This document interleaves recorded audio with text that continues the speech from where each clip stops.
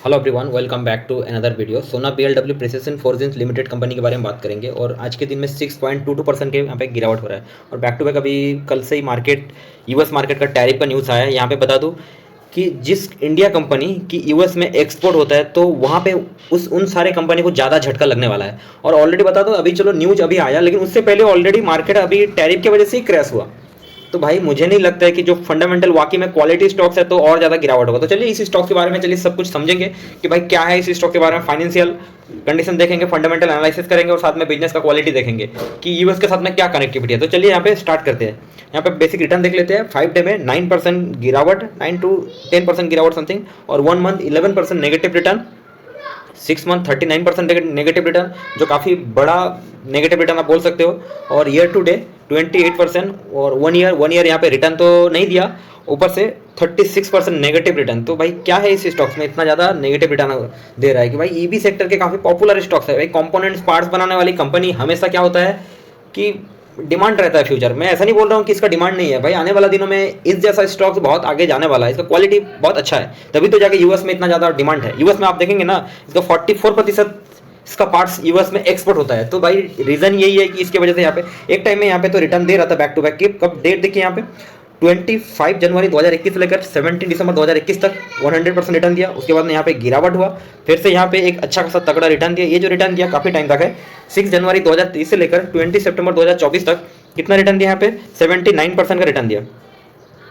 तो काफ़ी अच्छा रिटर्न दिया। और उसके बाद में फिर से यहाँ पे बैक टू बैक गिरावट हो रहा है। अभी अगर हाई से देखेंगे 43% यहाँ पे करेक्शन हो चुका है। तो अभी 43% डिस्काउंट में मिल रहा है, आप बोल सकते हो क्रैश हुआ है, डिस्काउंट में मिला है, व्हाटएवर आप आपकी मर्जी, आप जो समझ सकते हैं। जैसे कि एक ग्लास के अंदर आधा ग्लास पानी है, ठीक है ना, आधा ग्लास पानी है, तो वहां पे आप समझेंगे कि आधा ग्लास पानी है, कोई समझेंगे यार आधा ग्लास खाली है, और कोई समझेंगे यार आधा ग्लास से मेरा प्याज बुझ जाएगा, मेरा काम हो जाएगा, ठीक है ना। तो ऐसा है, किसी का काम नहीं आएगा। तो समझने वाली बात है। तो यहाँ पे समझेंगे स्टॉक की क्वालिटी कितना है।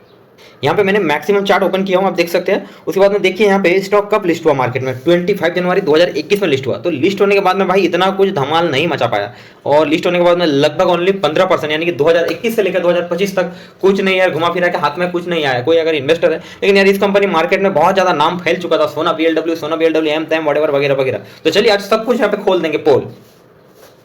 तो सोना बीएलडब्ल्यू का बेसिक काम देख लेते हैं। सोना BLW precision forgings is an Indian based automotive technology company. आप समझ गए, इंडिया का ही कंपनी है, लेकिन एक्सपोर्ट बहुत ज्यादा करता है, क्योंकि इंडिया में यार इतना ज्यादा अभी ईवी नहीं आया, एक्चुअली में आ रहा है। मुझे ऐसा लगता है कि आने वाला 5 साल में ईवी मतलब मुझे ऐसा लगता है कि 60% हो जाएगा और 40% पेट्रोल रह जाएगा। हो सकता है कि भाई 70-80% भी हो जाए, क्योंकि यार ईवी का अगर प्राइस कम हो जाएगा ना, जिस दिन ऐसा हो जाएगा कि ईवी कार और पेट्रोल कार प्राइस दोनों सेम टू सेम है, डेफिनेटली यार मैं तो ईवी लूंगा। और मेरे जितने रिश्तेदार भी, मैं इसको रिक्वेस्ट कर भी करूंगा भाई पेट्रोल कार मत लो, क्योंकि यार देश पॉल्यूशन तो हो रहा है ना, हमारा इंडिया पॉल्यूशन तो हो रहा है ना, ईवी कार यार पॉल्यूशन नहीं हो रहा है।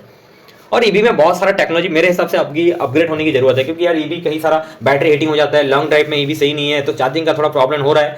और आप अगर फटाफट एक दिन के अंदर ज़्यादा बार चार्जिंग करते हैं, तो भाई मैं रिसर्च किया हूँ, कहीं ज़्यादा बार चार्जिंग करते हैं तो यार बैटरी हीटिंग हो जाता है, तो गाड़ी में थोड़ा सा प्रॉब्लम होता है। बहुत ज़्यादा अपडेट की जरूरत है। मुझे ऐसा लगता है कि भाई ईवी आएगा, क्योंकि आप अगर डेवलप कंट्री देखेंगे, चाइना, यूएस, अदर देखेंगे, तो वहाँ पे ईवी यार फैल चुका है पूरा। तो आने वाला दिनों में भी इंडिया में भी फैलेगा ईवी, फ्यूचर डिमांड है भाई ईवी का। चलिए यहाँ पे पॉइंट बात है, the company is the engage design, manufacturing and supplying engineering automotive system components such as different assembled gears, conventional and micro hybrid motor, BSG system and EV traction motor across all vehicle categories. The company is the develop mechanical and electrical hardware system components as well as application software solution. तो आप समझ सकते हैं यहाँ से कुछ बताने की जरूरत। हाँ, तो यहाँ पे एक थोड़ा सा नेगेटिव पॉइंट मुझे दिखाई दिया। सोना बीएलडब्ल्यू का जो पार्ट्स है भाई, नॉर्थ अमेरिका के अंदर में 44% यहाँ पे एक्सपोर्ट होता है, तो यहाँ पे थोड़ा सा मुझे नेगेटिव लगा। एनीवे आप यहाँ पे देखिए FY 2025 33%, पहले एनीवे ये अभी का है 44%। तो यहाँ पे मुझे थोड़ा सा नेगेटिव लगा कि इंडिया में आने वाला दिनों में अगर ईवी का प्रोडक्ट अगर बहुत ज़्यादा डिमांड बढ़ जाएगा, तो यार घंटा यूएस से इतना ज़्यादा फर्क नहीं पड़ता, यार दूसरे कोई कंट्री में यार एक्सपोर्ट कर देंगे। तो मेरे हिसाब से इंडिया में अभी इतना ज़्यादा डिमांड नहीं बन रहा है। कितना बन रहा है, और अदर देख लीजिए यहाँ पे यूरोप 22%, बाकी का कितना बचा, वो जो बचा वो इंडिया में। तो थोड़ा इंडिया में थोड़ा डिमांड ज़्यादा होना चाहिए। और उसके बाद में रो अदर, तो भाई एक्सपोर्ट इस कंपनी बहुत ज़्यादा करता है, इसकी वजह से टैरिफ की वजह से हो सकता है कि और 10-15% 20% गिरावट हो जाए। तो चलिए समझते हैं और सारा फाइनेंशियल डेटा कैसा है। सोना बीएलडब्ल्यू का अभी जो प्राइस है, देखते हैं कि ओवर वैल्यूड है, अंडर वैल्यूड में किस कंडीशन में है। तो उससे पहले देखते हैं मार्केट कैप 26,000 करोड़ की है, तो एक मिड कैप स्टॉक डेफिनेटली बोल सकते हो। और स्टॉक्स है ना भाई, मार्केट कैप और भी ज्यादा था, क्यों, क्योंकि अभी हाई प्राइस से जो है ना 45% यहाँ पे क्रैश हो चुका है, ठीक है, यहाँ पे अभी 45% डिस्काउंट में मिल रहा है, यहाँ पे जो डेटा शो कर रहा है। तो चलिए अभी समझते हैं कंपनी का स्टॉक पी देखते हैं, यानी कि प्राइस टू अर्निंग रेशो कितना है 44। कंपेयर करते हैं इंडस्ट्री पी के साथ में, यानी कि industry price to earning ratio भाई बहुत इंपॉर्टेंट होता है। जो पी होता है ना, उससे एक प्राइस कितना ओवर वैल्यूड है कितना अंडर वैल्यूड है, तो इससे पता चलता है। पी क्या होता है, प्राइस टू अर्निंग रेशो। तो इसके बारे में भी डेफिनेटली आने वाले दिनों में एक वीडियो लाऊंगा। तो उसके हिसाब से थोड़ा सा ओवर वैल्यूड है, क्योंकि यार इस कंपनी ऐसा है ना कि फ्यूचर डिमांड है, ठीक है ना भाई। इंडिया के अंदर से प्रोडक्ट यूएस में जा रहा है, सोचो यूएस इतना डेवलप कंट्री, तो हमारा देश का प्रोडक्ट यूएस में चाहिए, तो सोचो कुछ तो होगा ना इस कंपनी के पास। नेक्स्ट समझते हैं कंपनी का sales growth, year on year sales growth देखेंगे 17%, ठीक है, ओके है। थोड़ा सा मार्केट में कंपटीशन रहता है, तो इसकी वजह से 70 आने वाले दिनों में अगर सेल्स ग्रोथ थोड़ा ज़्यादा बढ़े तो ठीक है।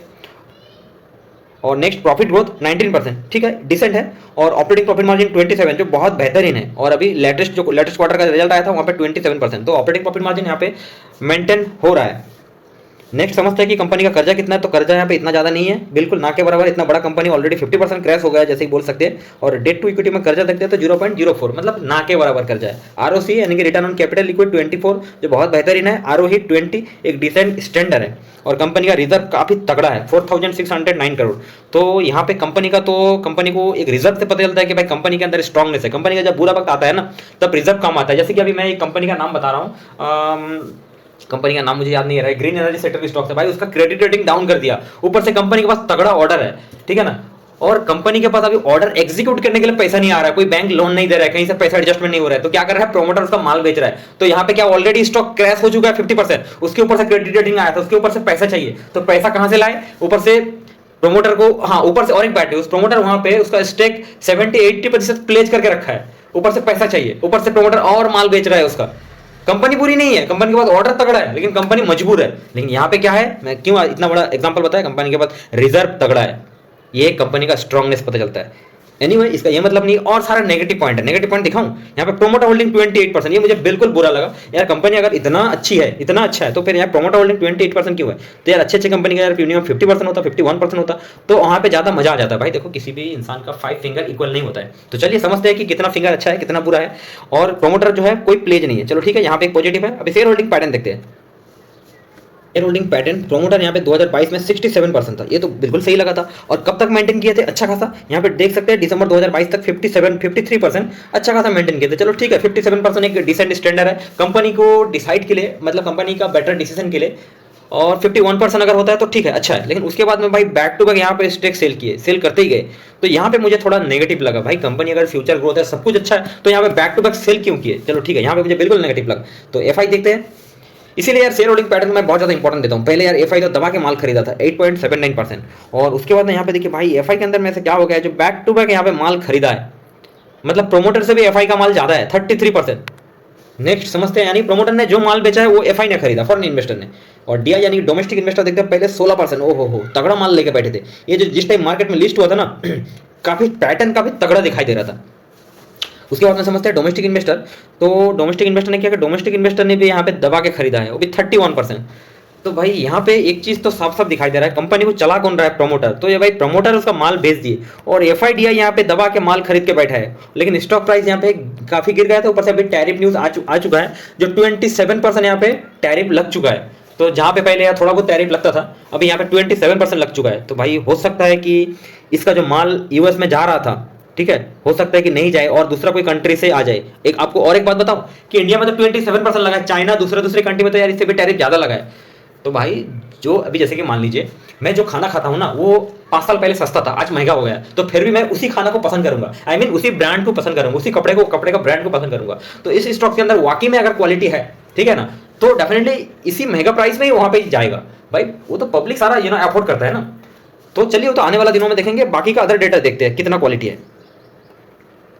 प्रॉफिट एंड लॉस में देखते हैं यहाँ पे year on year sales growth, profit growth, जो किसी भी कंपनी के लिए यार वहां से क्लियर हो जाता है, बेसिक सिंपल डेटा है। तो चलिए सिंपल डेटा मैं चेक करना डेफिनेटली पसंद करता हूँ। 2018 में यार मैं जिस स्टॉक्स में इन्वेस्ट करता हूँ ना भाई, मैं तो यार बेसिक सिंपल कुंडली तो मैं चेक करता हूँ, उसके बिना मैं इन्वेस्ट नहीं करता हूँ। और मेरा इन्वेस्ट करने का सिंपल सा तरीका है, गिरावट में मैं अच्छे स्टॉक्स में गिरावट में खरीदना पसंद करता हूँ, और साथ में उसमें बाय एंड डिप करना पसंद करता हूँ। ऐसा नहीं कि मैं आज खरीद लिया 2 महीने बाद में बेच दिया। हाँ, मैं कुछ अमाउंट प्रॉफिट बुकिंग करता हूँ कि अगर मान लीजिए एक साल में 700-800%, 1000% रिटर्न देते भाई, डेफिनेटली मैं वहां पे 70-80% प्रॉफिट बुकिंग कर लूंगा। क्यों भाई, एक साल में थोड़ी ना इतना रिटर्न देता है यार। एक साल में ऐसा कौन सा हो गया है जो मतलब इतना सेल्स ग्रोथ, इतना प्रॉफिट ग्रोथ बना लिया है। तो मैं वहां पे देखूंगा कि सेल्स ग्रोथ प्रॉफिट ग्रोथ जितना नहीं हुआ, उससे ज्यादा शेयर प्राइस यार हाई रिटर्न दे दिया, मैं वहां से प्रॉफिट बुक करके वेट एंड वॉच करूंगा। हाँ, मुझे उस स्टॉक पसंद है, मुझे उस स्टॉक से प्यार है, लेकिन मोहब्बत नहीं करूंगा मैं, वो एक अलग चीज है मोहब्बत। तो मैं वेट एंड वॉच करूंगा दोबारा यार नीचे कब आएगा। मुझे पता है कि भाई नीचे आएगा, क्योंकि ओवर वैल्यूड जब जब होता है ना भाई, स्मार्ट इन्वेस्टर वहां पे ओवर वैल्यूड में टिकना पसंद नहीं करते हैं यार। मुझे ये स्मार्ट इन्वेस्टर का चाल मुझे समझ में आ गया, तो मैं कुछ इस तरीके से इन्वेस्ट करता हूं। तो चलिए आप लोग को भी कुछ ऐसा पैटर्न दिखाऊंगा और सिखाऊंगा, आने वाले दिनों में कुछ इस तरीके से वीडियो बनाऊंगा। तो चलिए समझते हैं 2018 में 612 करोड़ और 2024 में 3185 करोड़। तो ठीक है भाई, यहाँ पे सेल तो बढ़ रहा है, कोई दिक्कत नहीं है। और टीटीएम यानी ट्रेलिंग 12 मंथ में 12 मंथ को मिला के 3565 करोड़, एक क्वार्टर और बाकी है। नेक्स्ट ओपीएम देखते हैं, ऑपरेटिंग प्रॉफिट मार्जिन। भाई ऑपरेटिंग प्रॉफिट मार्जिन काफी स्ट्रॉन्ग कंसिस्टेंसी है। एक अच्छे कंपनी का निशानी है ना, जो उसका ऑपरेटिंग प्रॉफिट मार्जिन से पता चलता है। उसका कंपनी का प्रोडक्ट के अंदर में अगर क्वालिटी हो ना, तो ऑपरेटिंग प्रॉफिट मार्जिन कभी नीचे नहीं उतारता। जैसे कि क्या होता है ना, कोई पैसा वाला अच्छा इंसान होता है ना, उसका नाक को कभी कटने नहीं देता है, मतलब नाक कभी नीचे नहीं उतारता वो यार, हमेशा सर उठा के चलते हैं। तो इस स्टॉक के अंदर में ऑपरेटिंग प्रॉफिट मार्जिन कुछ ऐसा है। बट यार इसका प्रोमोटर होल्डिंग इतना ज्यादा क्यों डाउन गया, यहाँ पे एक नेगेटिव है भाई। किसी इंसान का फाइव फिंगर इक्वल नहीं होता है। नेक्स्ट समझते हैं, नेट प्रॉफिट पहले 78 करोड़ हुआ करता था 2018 में, और 2024 में 500। तो भाई यहाँ पे नेट प्रॉफिट तो बढ़ा है, कोई दिक्कत नहीं है ईयर ऑन ईयर, और ट्रेलिंग 12 मंथ में 584 करोड़ है। नेक्स्ट समझते हैं ईपीएस यानी कि अर्निंग पर शेयर। पहले 27.93 हुआ करता था अर्निंग पर शेयर, तो अभी यहाँ पे थोड़ा सा कम हो चुका है। तो क्यों कम हो चुका है, बीच में देखो थोड़ा सा डाउन हुआ था, 3.76 हुआ था, तो वहां से अच्छा खासा आया और अभी धीरे धीरे बढ़ रहा है। अब ध्यान से देखो 2021 से अब थोड़ा बढ़ रहा है। देखो पहले की मैटर छोड़ दो, ठीक है ना, तो यहाँ से धीरे धीरे बढ़ रहा है। लेकिन यहाँ से यार प्रोमोटर ने माल इतना बेच दिया, ये यहाँ पे थोड़ा सा नेगेटिव हो गया। बट उसको कवर किसने कर दिया, एफआईडीआई ने तगड़ा माल खरीद के बैठा है। आप अगर इस स्टॉक से इन्वेस्टर है ना, तो भाई एफआईडीआई को ट्रैक करना, कहीं एफआईडीआई माल बेचकर पब्लिक को ना चिपका के चले जाए, ठीक है ना, तो उससे पहले अब भी निकल जाना। नेक्स्ट बैलेंस शीट में समझते हैं इस कंपनी के पास रिजर्व। तो इस कंपनी के पास रिजर्व पहले तो माइनस में था, 2019 से यार रिजर्व काफी स्ट्रांग बना लिए। बोरिंग यानी कि कर्जा, तो कर्जा इस कंपनी के पास हमेशा से इतना ज्यादा नहीं है। ऑलरेडी स्टॉक 50% क्रैश हो चुका है, मार्केट कैप अभी मतलब आधा हो चुका है, अभी भी मार्केट कैप कितना है 26,000 करोड़, तो फिर भी उसके हिसाब से कर्जा इतना भी ज्यादा नहीं है। कैपेक्स कंपनी हर बार यहाँ पे कैपेक्स कर रहा है, आप साफ साफ देखो भाई। देखो जो अच्छी कंपनी का निशानी है ना, वो कैपेक्स भी हर बार क्या होता है, क्या कंपनी का मैन्युफैक्चरिंग कैपेसिटी थोड़ा सा बढ़े, टोटल एसिड। और अच्छे कंपनी का और एक निशानी है कि उसका टोटल एसिड धीरे धीरे बढ़ना चाहिए। तो इस कंपनी के बारे में कंपाउंडेड सेल्स ग्रोथ, थोड़ा सा लॉन्ग डेटा देखते हैं। 5 ईयर सेल्स ग्रोथ 35% और 3 ईयर 27%, और टीटीएम ट्रेलिंग 12 मंथ 7%, यानी कि पहले 5 ईयर 3 ईयर से थोड़ा सा सेल्स में यहाँ पे थोड़ा सा डाउन हुआ है। नेक्स्ट समझते हैं कंपाउंडेड प्रॉफिट ग्रोथ। भाई किसी भी कंपनी में अगर सेल्स ग्रोथ प्रॉफिट ग्रोथ होगा ना 2 साल 5 साल 10 साल तक, तो भाई शेयर प्राइस और साथ में प्रॉफिट ग्रोथ होगा। सेल्स ग्रोथ होगा प्रॉफिट ग्रोथ नहीं होगा तो शेयर प्राइस घंटा जाएगा ऊपर। सॉरी मैं इस चीज को वापस लेता हूँ, तभी जाकर शेयर प्राइस ऊपर जाता है। This is reality fact. Short term में हो सकता है अप डाउन होगा, लेकिन लॉन्ग टर्म में ईयर ऑन ईयर अगर सेल्स ग्रोथ प्रॉफिट ग्रोथ दबा के हो रहा है, तो शेयर प्राइस साल बाई साल ऊपर जाएगा। और एक साल में 4 क्वार्टर होता है, तो हो सकता है कि 1-2 क्वार्टर बुरा आ जाए। लेकिन भाई स्टॉक मार्केट में आपको क्या करना पड़ता है, आपको थोड़ा टारगेट रखना पड़ता है कि भाई इस स्टॉक आने वाला, इस कंपनी आने वाला, इस कंपनी का जो प्रोडक्ट है आने वाला 5 साल तक भी क्या चलेगा, तो आपको थोड़ा सा प्रिडिक्ट करना पड़ता है भाई। और 5 ईयर 24% प्रॉफिट, 3 ईयर 32% और ट्रेलिंग 12 में 20%। तो भाई प्रॉफिट ग्रोथ यहाँ पे डिसेंट है, कोई दिक्कत नहीं है। सोना बीएलडब्ल्यू का मैंने एक मंथली डेटा रिटर्न का मैं निकाला हूं। यहाँ पे अप्रैल मंथ में देखिए, कौन सा, अप्रैल 2025, अभी जो करंट चल रहा है 8% यहाँ पे गिरावट, मई मंथ में 6% गिरावट, और फरवरी में 2% गिरावट, जनवरी में 15% गिरावट। भाई अभी कुछ टाइम पे गिरावट ही गिरावट। टैरिफ का जैसे न्यूज आया ना, क्योंकि इसका प्रोडक्ट यूएस में बहुत ज्यादा जाता है, तो यूएस में अगर टैरिफ लग जाएगा तो यार प्रोडक्ट इतना सप्लाई नहीं होगा, वहां पे इतना डिमांड नहीं बनेगा, तो यहाँ पे गिरावट। अक्टूबर में गिरावट, तो यहाँ पे रिटर्न बैक टू बैक कब दिया था, सितंबर मंथ में थोड़ा सा रिटर्न दिया था, और जुलाई 2024 में थोड़ा रिटर्न दिया था, और मंडे में रिटर्न दिया था, और मई को रिटर्न दिया था। भाई इस स्टॉक्स में थोड़ा सा प्रॉब्लम है, टैरिफ वाला न्यूज जब से आया, क्योंकि यही प्रॉब्लम मैं आपको बताया। स्टॉक मार्केट क्या है, कुछ इस तरीके से चलता है, एक साल के अंदर में ना 1-2 महीना 3 महीना कुछ ऐसे ही चल जाए ना भाई, हो सकता है कि 1 महीना 50% 60% और 3 महीने में 100-150% 300%, ऐसे भी स्टॉक मार्केट में ऐसे स्टॉक रिटर्न दे देता है और रिकवर हो जाता है, और आप बिल्कुल देखते ही रह जाते हैं। तो स्टॉक मार्केट में आपको डाइवर्सिफाई करके रहना चाहिए, एक स्टॉक के अंदर में बिल्कुल भी रहना चाहिए। इसीलिए मैं हमेशा बोलता हूँ ना, रोटी कपड़ा मकान सभी में आपको स्टॉक करना चाहिए। देखो, और जैसे कि मेडिसिन, आप सोचो आज के टाइम में इंसान क्या ज्यादा खाना, आउटसाइडर फूड ज्यादा कंज्यूम कर रहा है, तो उसके लिए क्या होता है कि रोटी कपड़ा मकान तो साथ में रखना है, साथ में रखना है मेडिसिन, साथ में रखना है हॉस्पिटल। और कुछ ट्रेंडिंग जो काफी इंटरेस्टिंग सेक्टर है, मेरा पर्सनली फेवरेट है इलेक्ट्रॉनिक सेक्टर। इलेक्ट्रॉनिक चीजों से मैं बहुत ज्यादा प्यार करता हूं। सेमीकंडक्टर सेक्टर, आईटी सेक्टर के तो हालात बहुत खराब है, ऐसे भी टैरिफ का है। ऐसा नहीं कि आईटी सेक्टर आगे नहीं चलेगा, तो मुझे ऐसा लगता है कि अभी कुछ टाइम वेट एंड वॉच करना चाहिए। आप अगर बिल्कुल अभी थोड़ा हाई में है प्रॉफिट में, तो वहां से थोड़ा प्रॉफिट बुकिंग करके थोड़ा सा निकल सकते हैं, क्योंकि अभी मैं मानता हूं कि टैरिफ झेल लिया, लेकिन अभी अचानक 27% कर दिए, हो सकता है कुछ टाइम गिरावट है, उसके बाद में कुछ टाइम कंसोलिडेट करे, फिर उसके बाद में थोड़ा मार्केट में भी यूएस के साथ में कुछ अगर सेटलमेंट मोदी जी का हो जाए तो फिर अच्छी बात है। Thank you so much watching this video. किसी का कहना सुनने का सबका, और करने का खुद का मन का, ठीक है ना। किसी का अंधभक्त मत बनिए, और अपना एक सोच विचार रखिए, और अपना माइंड को एक ग्रोथ माइंडसेट बनाइए, ताकि यार कोई कुछ भी बोल दे वही सही है, ऐसा नहीं है, ठीक है ना। तो आप समझिए, आपका खुद का एक राय होना चाहिए, खुद का एक विचार होना चाहिए। Thank you so much. Buy sell का कोई रिकमेंडेशन नहीं है। फिर मिलेंगे एक नए वीडियो लेकर। Good bye.